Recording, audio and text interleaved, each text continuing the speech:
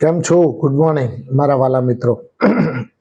આજે 3/9/2024 અને મંગળવારનો દિવસ. આજે ભાદરવા સુદ એકમ, આમ અમાસ પણ છે હજુ બીજા નંબરની. એટલે ટૂંકમાં આપણે ઇન્ડિયન તહેવારોમાં તો તમને ખબર છે કે શ્રાવણ મહિનાનું ગઈકાલે પૂર્ણાવધિ થઈ ગઈ, પણ હજુ આજે પણ અમાવસ બતાવે છે. એટલે શ્રાવણ મહિનો લગભગ પતી ગયો, પરંતુ અમાસ હજુ આજે છે. એટલે આવતીકાલથી ભાદરવા સુદ એકમ શરૂ થશે એવું બતાવી રહ્યું છે. બીજું મિત્રો કે આજે બજારની જો વાત કરીએ તો બજાર કોન્સ્ટન્ટ તેજી, નાની અમથી પણ તેજીમાં રહે છે બજાર. ફ્રન્ટલાઇન સ્ટોક્સ ધીમે ધીમે સેક્ટર વાઇઝ વારા પરથી ચાલ્યા કરે છે. આઈટી, ફાર્મા, ઓટો આ બધા અત્યારે હાલ ધીમે ધીમે તેજીની તૈયારીઓ કરી રહ્યા છે. પણ મિત્રો બેન્કિંગ શેર્સ ઉપર ધ્યાન રાખજો. બેન્કિંગ સેક્ટર ગમે ત્યારે દોડવાની તૈયારી બતાવી રહ્યું છે. હવે નવી આગેવાની બેન્કિંગ સેક્ટર લે તો નવાઈ ન પામતા મિત્રો.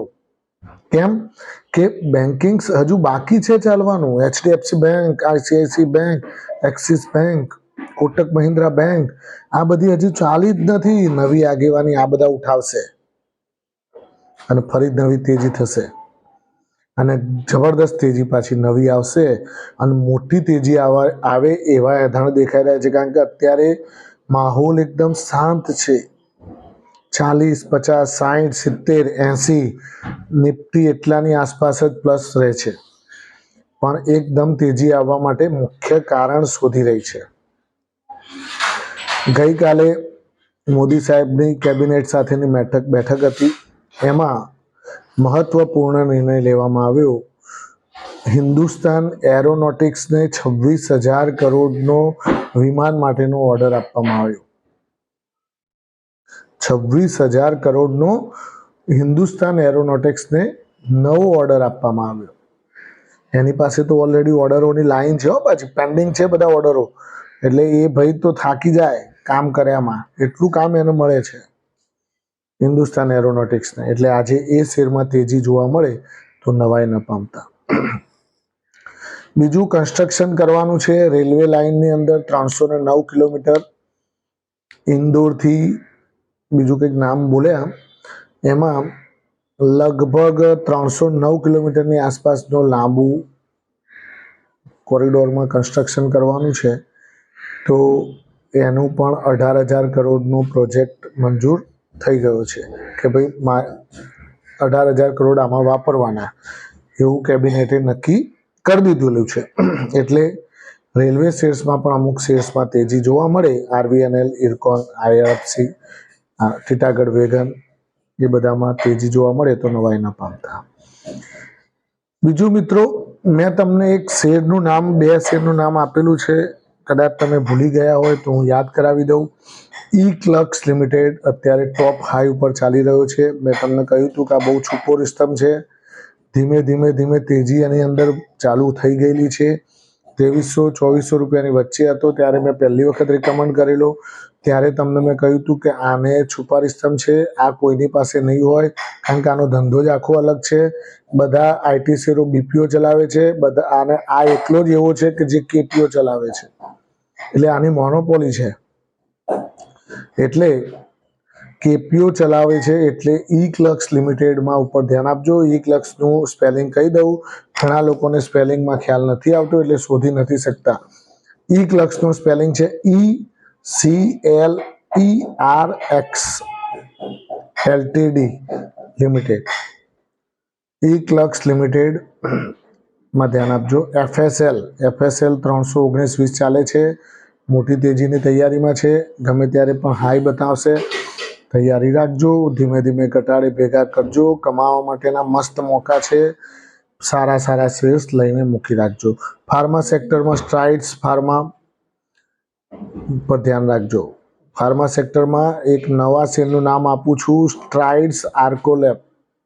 પહેલાં એનું નામ હતું સ્ટ્રાઇડ સાર્કોલેબ, હવે એને સ્ટ્રાઇડ ફાર્મા કહેવાય છે, બરાબર. એટલે એને તમે લખશો ને તો STAR સ્ટાર આવશે, તમે કદાચ સર્ચ કરશો કોઈ તમારી એપ્લિકેશનમાં તો સ્ટાર લખશો તો પણ સ્ટ્રાઇડ્સ ફાર્મા આવશે નામ. ઓકે. પછી એ 1370ની આસપાસ ચાલી રહ્યો છે. એમાં પણ કદાચ મોટી તેજીની ગણતરી દેખાઈ રહી છે, પણ ઘટાડી લેજો, વહેલા લેતા નહીં. બીજું મિત્રો કે ફાર્મા સેક્ટરમાં મેં તમને ફ્રન્ટલાઇન સ્ટોક્સ કહેલા છે, સન ફાર્માસ્યુટિકલ, પછી આપણો સિપ્લા, ઓર્બિંદો ફાર્મા, આ બધા શેર્સની અંદર ધ્યાન રાખવાનું. ડૉક્ટર રેડ્ડીઝ લેબોરેટરી, આમાં પણ તેજી જોવા મળશે. IT શેર્સ તો અત્યારે હાલ બધા તેજીમાં ચાલી રહ્યા છે, એટલે વારા પરથી તેજી ચાલી રહી છે IT શેર્સમાં પણ, એટલે નાના મોટા શેર્સમાં પણ તેજી જોવા મળી રહી છે. બીજું મિત્રો કે અત્યારે હાલ બજારમાં કોન્શિયસ રહીને કામકાજ કરવાનું. તેજી નો ડાઉટ છે, પણ આપણને જે શેર્સમાં પ્રોફિટ થતો હોય એમાં નોર્મલી 10% કરીને બુક કરી અને આપણા ખિસ્સાની અંદર કેશ લાવતા રહેવાનું. સુઝલોનની વાત કરું તો સુઝલોનમાં અત્યારે હાલ 73-74 રૂપિયા ચાલી રહ્યો છે. અત્યારે હાલ ડાઉન ટ્રેન્ડ પોઝિશનમાં ચાલી રહ્યો છે. કદાચ 70નો સપોર્ટ લઈને પાછો વળે તો નવાઈ નહીં, કારણ કે એની અંદર શું છે કે રેન્જ બનાવેલી છે, અત્યારે કન્સોલિડેશન રેન્જ કહેવાય એને. 70 થી 80 રૂપિયાની એની રેન્જ છે. 70 થી 80 રૂપિયા એમાં કન્સોલિડેટ થતો રહેશે અને પછી ગમે ત્યારે પાછી અપવર્ડ મુવમેન્ટ આવશે અને 110 તરફ લઈ જશે. બીજું મિત્રો કે અત્યારે હાલ ઝોમેટો ઉપર ધ્યાન રાખજો. Zomato, Jio financial services, RVNL, IRFC, પછી બીજા 2-3 નામ છે.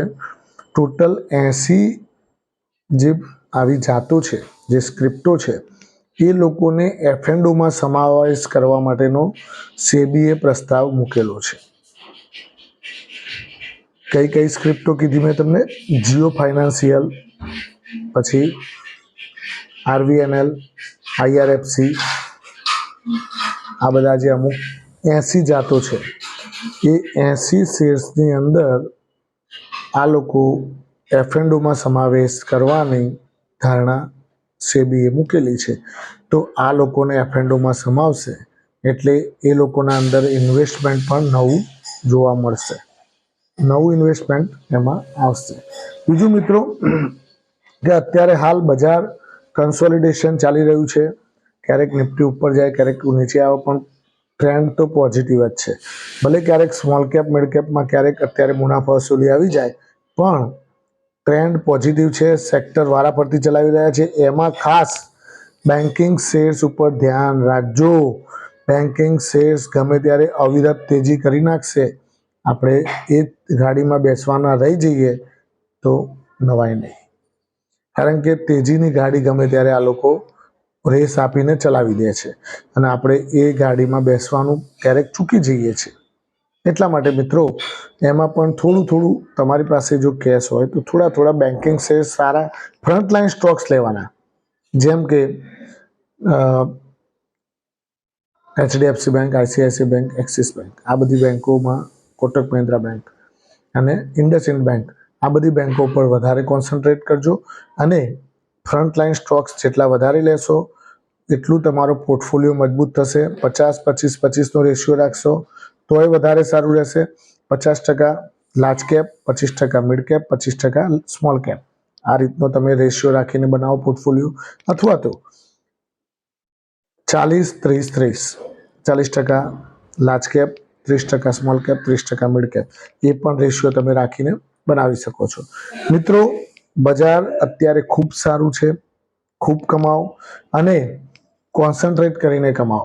કાલે જીઓ ફાઇનાન્શિયલ સર્વિસીસમાં આ સમાચાર કે જે સમાચાર 7% ગઈકાલે શેરની કિંમતમાં વધારો જોવા મળ્યો. ગઈકાલે જીઓ ફાઇનાન્શિયલ શેરમાં 7%નો વધારો જોવા મળ્યો. કેમ જોવા મળ્યો? કે એને F&Oમાં સમાવેશ કરવાની વાત ચાલુ બજારમાં સેબીએ કરેલી, એટલા માટે ઓટોમેટિક ન્યૂઝ આવ્યા અને દોડવા માંડ્યો. સવારે 326-27 ચાલતો હતો, અને પછી ધડાધડ તેજી જોવા મળી. 344-45 રૂપિયા બંધ આવ્યો છે, એટલે એ પણ અત્યારે હાલ તેજીના મૂડમાં દેખાઈ રહ્યો છે. દિવાળી સુધી કદાચ 500 બતાવી દે તો નવાઈ ન પામતા, કારણ કે જીઓ ફાઇનાન્શિયલ સર્વિસીસ હજુ ચાલ્યો જ નથી. હજુ એ મુકેશ અંબાણીનો ટાઈગર શેર છે, એટલે એની અંદર બધા ખાસ કોન્સન્ટ્રેટ કરજો અને સારા શેર્સ તમે થોડા કરીને ભેગા કરીને રાખજો. કમાવાની અવિરત તકો છે. આ ઈરડા ઉપર ધ્યાન આપજો.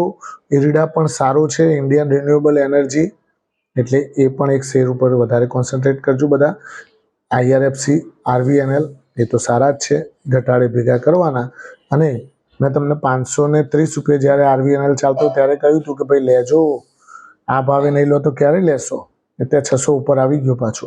એટલે તેજી મંદી આ બંને વસ્તુ શેર બજારનો એક પર્યાય શબ્દ છે. ક્યારેક મંદી આવે, ક્યારેક તેજી આવે. મંદી આવે તો લેવાનું, તેજી આવે તો વેચવાનું. મંદી આવે તો વેચવાનું, મંદી આવે તો લેવાનું, તેજી આવે તો વેચવાનું. આ પદ્ધતિ વાપરજો, 100% તમારા ખિસ્સામાં પૈસા આવતા રહેશે. Thank you very much. ખૂબ ખૂબ આભાર મિત્રો.